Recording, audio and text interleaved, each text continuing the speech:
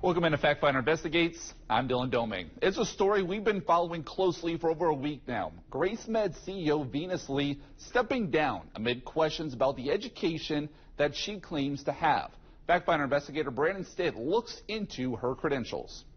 Less than a week ago, I sat across from Venus Lee. She claimed to have an MBA from Wichita State and a doctorate from Emory University, but showed no proof. When I asked, Wichita State and Emory both confirmed Lee has no degrees from their universities. Now, even with Lee's resignation, questions remain.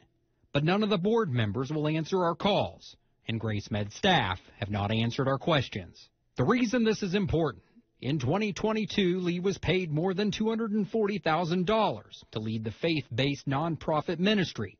The organization has 16 clinics across Kansas and are considered a federally qualified health center that receives funding through tax dollars. And just one day after Lee stepped down, Brandon spoke with the man who first brought concerns to Factfinder 12. It all came to light late January. Marty Keenan was working for GraceMed as an attorney when he started questioning CEO Venus Lee's education. It wasn't until he had a verified document disputing Lee's MBA from Wichita State University that he would come forward. When I got that back and it said she had gone to WSU for 1 year of undergrad and no degrees, I felt like I got kicked in the stomach. It's this National Student Clearinghouse document that Marty is talking about.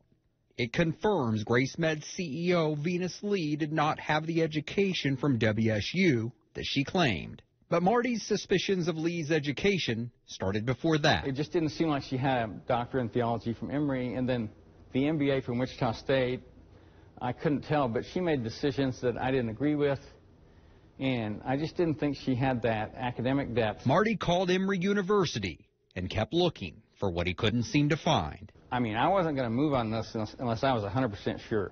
So I could find no evidence that she had either degree.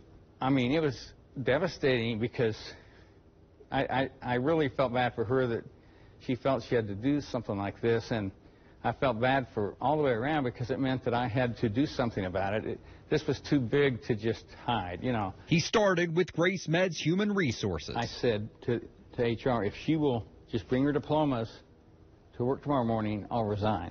So I thought there's something for her. She can get rid of Marty Keenan, plus she can prove that she has the degrees. Marty left GraceMed before that could happen. I thought, well, you know, it's better that I die on this hand grenade than the organization decline and go under, because GraceMed is bigger than one person. Now that Venus Lee is resigned as CEO of GraceMed, I know this might sound grandiose or something, but maybe God put me there to do this thing, but it was no fun. There was nothing fun about this. Marty tells me that he's relieved to have the truth come out, and he's confident GraceMed will move past this and thrive as they have in the past. Thanks, Brandon. Billed for medical equipment that was never ordered or used. One Wichita couple reached out to Factfinder 12, worried they were the latest victims in a large scam targeting those who rely on Medicare. The Inspector General's office has even issued out a consumer watch for catheter scams, and now that couple is wondering why they were a victim. And this all goes out for the bunny who lives under my porch. Joanne Rydell and her husband spend their days retired like most couples do. We feed the birds, and then we feed everybody else that shows up. Cooking, cleaning house, and watching TV. These are our Medicare statements. But little did they know they were victims of an alleged multi-billion-dollar scam. I saw this big, heavy section here, you know, and I thought, what is that? Last September, among her piles of paperwork, Rydell discovered something was off on her Medicare statements. Hundreds of urinary catheters being charged to her account. I thought, well, we don't use catheters. Rydell filed a fraud complaint with Medicare and with Kansas Attorney General Chris Kobach's office. She thought her case was in the clear. Thought it was all over. Then it happened again. Not once, but twice, Rydell and her husband said they received a fraud bill, this time from a different company, Pretty and Pink Boutique in El Paso. And I said, what did you do with Pretty and Pink Boutique, honey? And he laughed and he goes, yeah, I wondered about that. 12 News called Pretty in Pink Boutique. The number you dialed is not in service. In total, Medicare paid more than $25,000 for 3,200 catheters ordered under the Rydell's name. We could have a catheter party. Put little bows on them and give them out, hang them on a Christmas tree, pass them out for favors at parties. You know, I mean, it's just stupid and unbelievable. If we were to stop the fraud, we could probably cover our individuals nationwide at 100%. Terry Biosted is a local agent who's worked with Medicare customers for 19 years. She works to protect her clients from fraud, but with many different scams out there, she says it's not an easy job. At this point, there's no system I know of that can prevent all scams. And I even gave them the company and the name and everything. As for Rydell, she wants Medicare to step up with more preventative measures in place to protect beneficiaries like her. She believes she would have been protected if her Medicare account was flagged after the first time she reported seeing a payment from Medicare to a company that she's never heard of. Do you think not being flagged is what led to that second time this past month?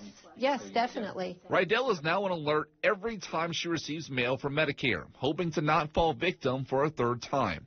She wants her story to be a reminder to thoroughly check your Medicare statements, and if something doesn't look right, to continue to report it. When I was told that this could take years and years and years, don't worry about it. We'll eventually get them. Maybe not in my lifetime. In a report from the Washington Post, more than 10 different companies have been linked to a sudden surge in bills for urinary catheters.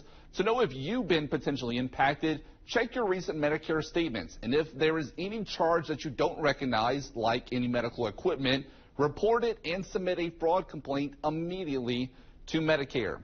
And a lot of you have reached out saying you've been targeted by a similar scam. We want to hear from you. Call or email us with that info that you see there on your screen. You're doing these stories to let everyone know the truth. And the DOD is fighting you from letting you know the truth. Why are they hiding it? Why are they hiding it? Because it's bad. The government often keeping secret the identities of doctors and nurses who make mistakes at military hospitals. An investigation into that system next on Factfinder Investigates.